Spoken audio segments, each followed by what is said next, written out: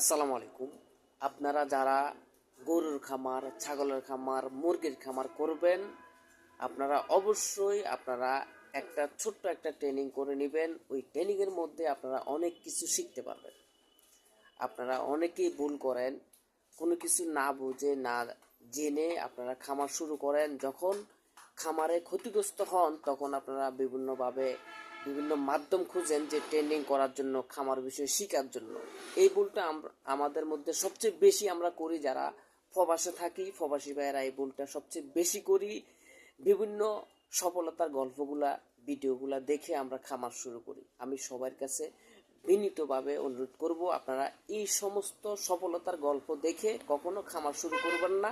আপনারা আপনাদের যে এলাকায় থাকেন, যে জেলা থাকেন, ওই জেলাতে আপনাদের যে উপজেলা থেকে যুব উন্নয়ন অফিস থেকে বিভিন্নভাবে আপনাদের 1 মাস ব্যাপী, 15 দিন ব্যাপী, সপ্তাহ ব্যাপী আপনাদেরকে ট্রেনিং করানো হয়।